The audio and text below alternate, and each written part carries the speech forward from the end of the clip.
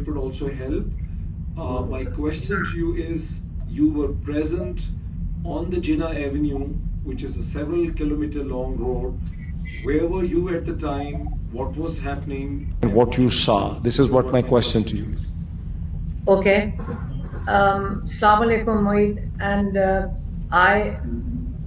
in fact, I wanted to join you so that I could give you an account, because we were present right there, closer to the front. You see, the problem everybody's talking about is a D Chalk, this location. It's still a road. This is an avenue that runs to the center of Islamabad. That's the main road over there. So people, when they come for a protest, come on, next time you're going to say that you should book a space for it. There were thousands of people. I think there were over 100,000 people when they marched for a protest. And please keep in mind what the protest was for. Imran Khan had called the protest for the prisoners that are incarcerated in jail. These are political prisoners which have been incarcerated in jail, illegally incarcerated. Secondly, he said, you come for your stolen mandate, which is for democracy. And the third thing was for the rule of law, because we know that there are certain laws enforced in Pakistan, which is for the suppression of the Supreme Court. So these are, people had come for their own rights. They were demanding an end to the fascism that we've all been suffering for the past 1.5 years. My brother's in jail, my nephew's in jail. My sister and I were picked up and taken to prison for 3 weeks. So, and there are thousands of other people who've had to face really hard, it's been very, very tough. Their relatives are picked up. So if people come to protest for their rights, my niece, my sister and myself were standing right there and very close to where everything was happening. My niece, my sister's granddaughter, who's about 15, 16-year-old, she was with us. They were old people, they were women. Nobody goes with their children. Nobody goes to a protest with their children if they think you're entering an area where you are going to create a riot. It was because we went there for our rights. So while we were there, while we were right there in front where you're talking about the space, they're tall buildings. So about 3:30, a lot of people brought empty shells for us and they pointed out the buildings where the firing was coming from. They said there's sniper rifles on the rooftops. And they said, it was quite shocking, I can tell you that. Now, these are not people who are protesting or breaking anything. I'm telling you, this is where we were standing. There were people sitting on the roadside. They'd been on the road for over 30 hours. So they were resting on the green belts. They were resting on the service lanes. It's a very widespread area. It's a market. So there were just people sitting on the road or standing like we were.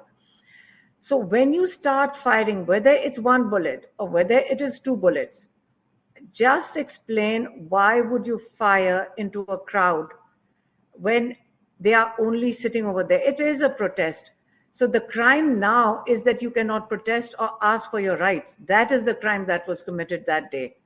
And you start firing into the crowd, and in the documentary, I could see they used the word afternoon. By the afternoon, there were already 12 people dead that we are claiming, because they were taken to the hospital. The real operation started late at night. When we left, it was about 10 o'clock at night, 9:30, 10. And by that time, I think about 8:30, it was already pitch dark. So when this military unit moved in, that is when the real massacre occurred. So when you're counting dead bodies, I can tell you, we saw they were firing at people just standing over there. When you start firing from rooftops, you just fire into anybody. Somebody picked up a picture. You haven't seen those pictures where somebody picked up Imran Khan's portrait and he was getting he was having somebody photograph him, and they shot him dead. There are accounts where a person is making his selfie and you could see that he is shot in his shoulder. We saw the wounded. I mean, I'm not talking about rubber bullets. These are like bullet wounds. And that already started at 3:30 in the afternoon. So there's a difference. I will point out in the afternoon, there was sniper rifle, but at night, there was a proper operation. And that's when they used the bigger guns. Like these, you can hear them in the videos. There's so much evidence available of how in the pitch dark you could hear the machine. It's like machine gun fire, whatever they use, whatever automatic weapons they used.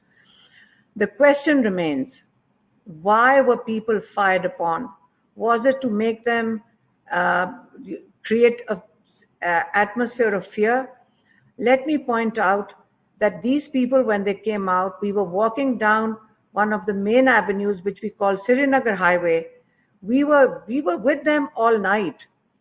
And when, like, we were in a car, but we were moving with the people. There were miles, I'm talking about miles of people walking on foot with the determination, with the jubilation. It was like, I asked some of them, what are you feeling today? They said, we feel we've come out of a very dark time of 1.5 years. And we feel, and they were waving. I can tell you, I have waved. There were policemen standing on roads and waving to us, and we waved back at them. So there was no atmosphere. The military personnel were waving when we saw some of them. So there was it was a deception. I'm telling you, there was no atmosphere where you could feel that you're going into a trap. And I'm telling you, that was a trap, because otherwise we would not take our children with us. If we thought there was going to be gunfire, why would we take our children? This was the worst. This was going to be a day Pakistan remembers. We've just come out of Syria situation and we are watching their prisons open up. Is that where if they're mistaken if they think that Pakistan is going to head in that same direction? Pakistanis are not going to let that happen. We cannot deal with this sort of fascism post that date. Post that date, there are people cannot be located. 200 is a conservative number. There are hundreds more that people are still looking for, because there are thousands in prison. When at the moment the relatives are trying to locate their loved ones in prison, so they go from, and the games